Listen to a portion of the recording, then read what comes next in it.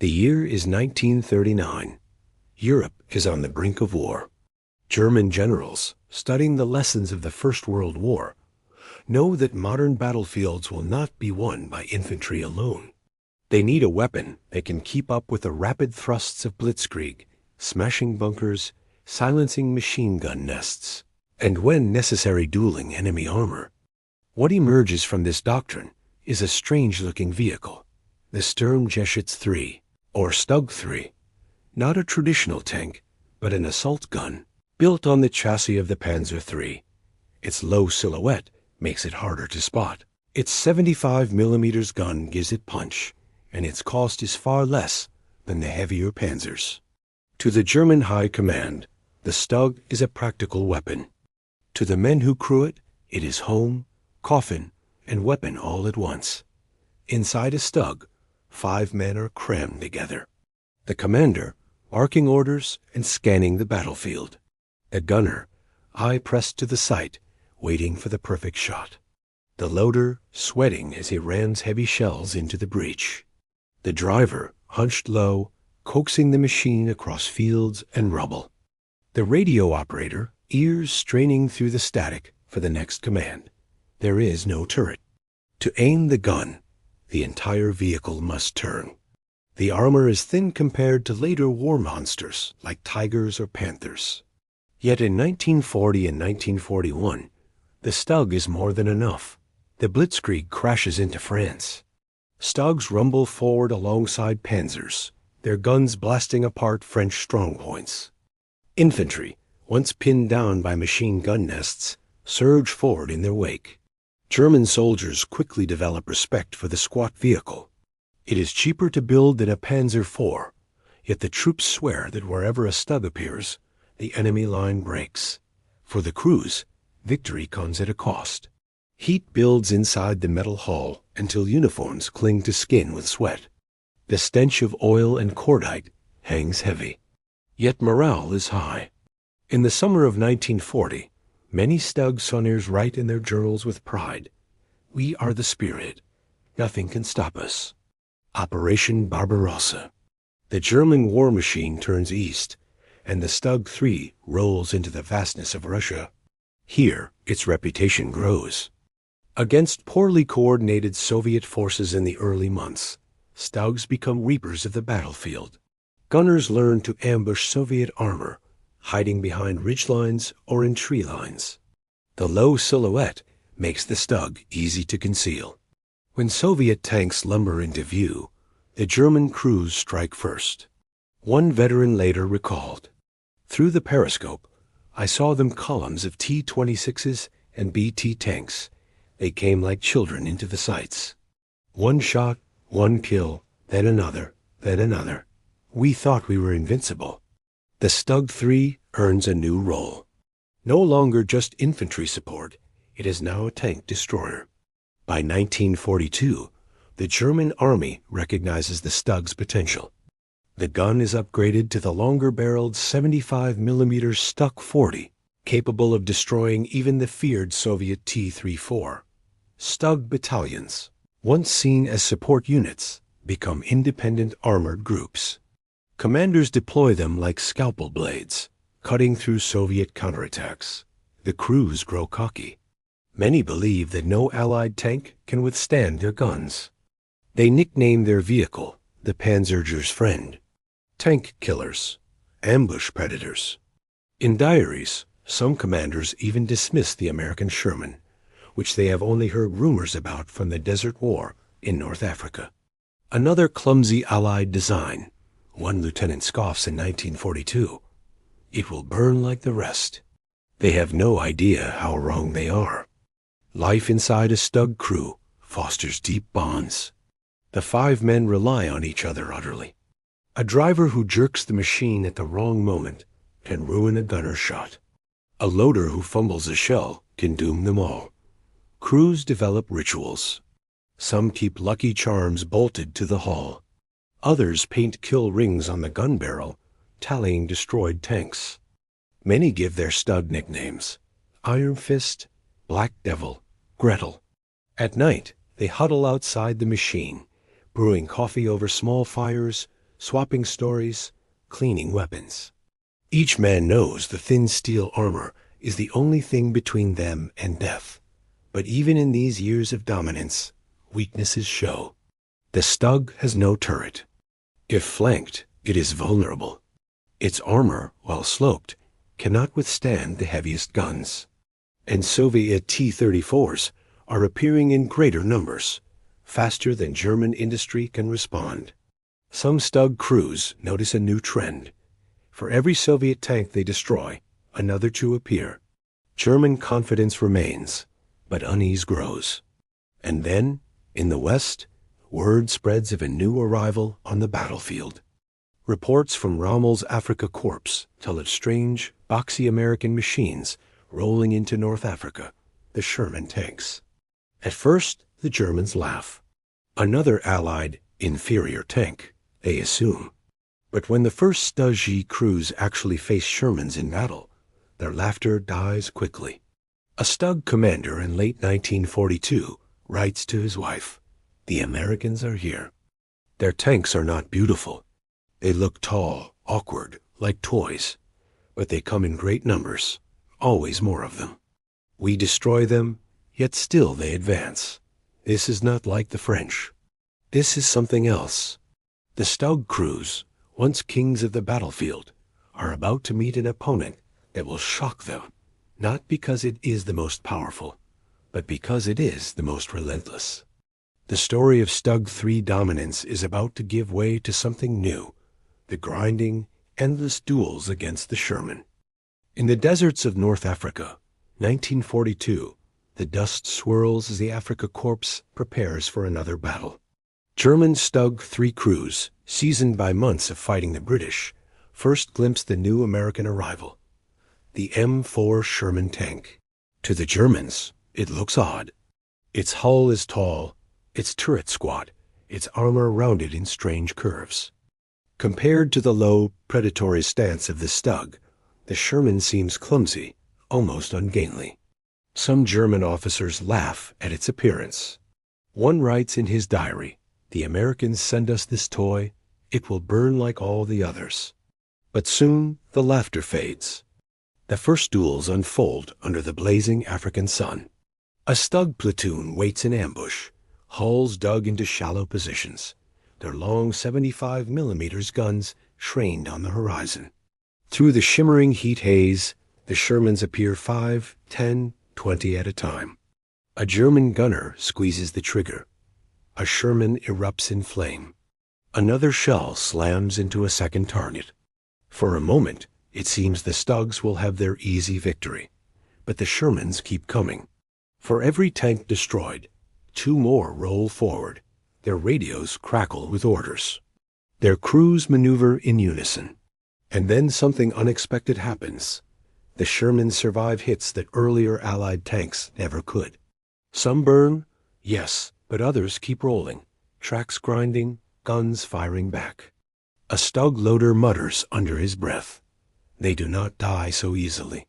The Germans quickly realize the true danger of the Sherman is not in its individual strength, but in its sheer quantity. The United States has mobilized its vast industry. Factories in Detroit, Chicago, and Pittsburgh pour out Shermans by the thousands. By late 1942, American units in North Africa can lose 10 tanks in a battle and replace them within days. A StuG battalion commander grimly observes, "We kill them, but they return. We are butchers in a slaughterhouse, yet the carcasses keep walking." For the StuG crews, each duel feels like emptying buckets of water onto a flood. No matter how many Shermans they destroy, more crest the horizon. Despite early arrogance, the German crews grow to respect their new adversary. The Sherman's mobility surprises them. In the desert, where soft sand bogs down heavier German tanks, the Sherman's wide tracks keep it moving. Its gyro-stabilizer primitive, but effective, allows it to fire on the move, something the StuG cannot match. One StuG gunner recalls watching in shock as a Sherman fired accurately while advancing at speed. It was like sorcery. We fired from stillness. They fired while flying at us. It unnerved us greatly. The Shermans are also fitted with reliable radios, allowing American units to coordinate with speed and precision. By contrast, many German tanks still lack radios, relying on flags or messengers. The difference is clear. Where German armor fights as isolated predators, American Shermans move like a pack. North Africa becomes a proving ground. In one skirmish near Kasserine Pass, a single StuG platoon destroys 7 Shermans in a matter of minutes. Yet the Germans are forced to retreat. Why? Because behind the burning wrecks, more Shermans rumble forward, accompanied by artillery and aircraft. A German survivor later summarized the frustration. Our gun was sharper. Our aim was better. Yet the battle belonged to them, for they could afford to lose what we could not. The psychological toll grows. StuG crews, once supremely confident, begin to feel hunted themselves. By the time Rommel's forces withdraw from North Africa in 1943, the Germans have learned a bitter lesson. The Sherman is not the best tank on the battlefield, but it doesn't have to be. It is good enough, and it comes in overwhelming numbers. The StuG III, though still deadly, is no longer the untouchable hunter. Its crews speak with newfound caution when riding home. One loader confesses in a letter, "The Americans are different from the Soviets. The Russians throw bodies at us. The Americans throw machines. They are everywhere, and they do not stop." This realization will only deepen as the war shifts to Italy and then Normandy, where the StuG will meet Shermans not by the dozen, but by the hundreds. In 1943, with the fall of North Africa, the Allies land in Italy. StuG battalions, redeployed from the Eastern Front, brace for combat in the mountains and valleys of the peninsula. Here, the duels take on a new character. The terrain is tight, broken by villages, ridges, and olive groves. StuG commanders relish the chance to ambush Shermans at close range. From hidden positions, they unleash devastating volleys. But again, the Americans adapt. Sherman units work closely with infantry and engineers. When a StuG is spotted, artillery pounds the position. Air support circles above, ready to strike.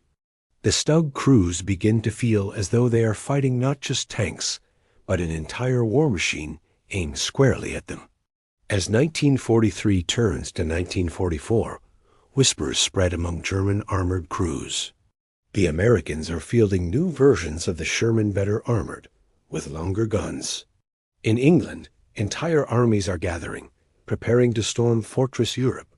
A StuG commander writes grimly in his diary, "If what we faced in Africa was only the beginning, then what is to come will be a flood. The Sherman will drown us all." The stage is set for the next act of the story, Normandy, where StuG crews will face not just Sherman tanks, but the full weight of Allied industry and firepower. June 6, 1944. The beaches of Normandy erupt in fire and steel. From their dugouts, German soldiers watch in disbelief as wave after wave of Allied landing craft disgorge men, vehicles, and machines. Among them, countless M4 Sherman tanks. For weeks, StuG III crews had been told the invasion would come, but nothing could prepare them for the scale. Thousands of ships darken the horizon. Overhead, the sky buzzes with Allied aircraft. And on land, Shermans roll ashore in endless numbers, their engines roaring as they climb through sand and wreckage. A German StuG commander mutters, "It is as if the ocean itself has turned into tanks." As the battle moves inland, the terrain of Normandy reveals itself. Dense bocage country, with hedgerows thick as walls, fields divided into deadly compartments. For the StuG, this should be perfect ground. From hidden positions, StuG strike mercilessly. A Sherman rounds a bend in the road one shot, and it bursts into flames. Another rumbles through a field ambushed from the tree line, its crew barely escaping alive.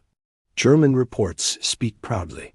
One StuG destroyed 5 Shermans in a single afternoon. The hunters believe they have regained their advantage. But every victory is short-lived. For each Sherman destroyed, 3 more appear. American engineers blast paths through the hedgerows. Infantry with bazookas advance alongside the tanks. Allied artillery and fighter bombers circle above, waiting to crush any German position revealed by muzzle flash. The StuG crews, once ambushers, now feel like prey. A German loader recalls the horror. We struck them, and they fell. But behind the first wave came another and another. The horizon moved with Shermans. We could not believe our eyes. They came like a tide of steel. The Sherman's weakness, its tendency to burn when hit matters little, when its replacements never stop arriving. For German industry, every lost StuG is a blow that may never be replaced. For America, every Sherman lost is a statistic, erased and replaced within weeks. Behind every Sherman stands American industry. While Germany struggles under Allied bombing, its factories reduced to rubble, the United States operates at full capacity. Detroit alone produces more tanks in a single year than Germany can manage across the entire Reich. The StuG crews know this. They whisper about it at night, sitting beside their machines. One gunner writes, "We are not fighting men, we are fighting factories. Each Sherman I destroy is replaced before the smoke clears." For the first time, the StuG crews feel the creeping shadow of hopelessness. The nightmare grows worse with the arrival of Allied air superiority. Fighter bombers prowl the skies, hunting German armor. A StuG that fires once risks instant death from above. Pilots in P-47 Thunderbolts dive, unleashing rockets and bombs. Shermans, meanwhile, press forward, shielded by the constant roar of aircraft. A StuG commander recounts, "We no longer feared the Sherman's gun. We feared the sky. Each time we fired, we prayed the pilots had not seen our muzzle flash." The StuG's once terrifying ambush tactics become liabilities. To fire is to reveal oneself, and to reveal oneself is to invite destruction. By July, the Allies break out of the bocage. The Shermans, supported by overwhelming artillery and air power, surge forward into open country. The StuG crews fight desperately, but their numbers dwindle. One after another, German armored units report catastrophic losses. In a single week, some StuG brigades lose half their strength. The crews cling to survival, moving only by night, hiding by day, striking when the odds allow. But the tide cannot be held back. In August, the Allies encircle German forces in the Falaise pocket. Hundreds of StuGs are abandoned, their crews fleeing on foot or surrendering. The myth of the invincible German hunter-killer has been shattered by the sheer mass of the Sherman tide. Years later, surviving StuG crewmen would look back on Normandy with haunted eyes. One said, "We were good, perhaps the best. But skill is nothing against numbers. Against America, the battle was never equal. We fought machines that never ended."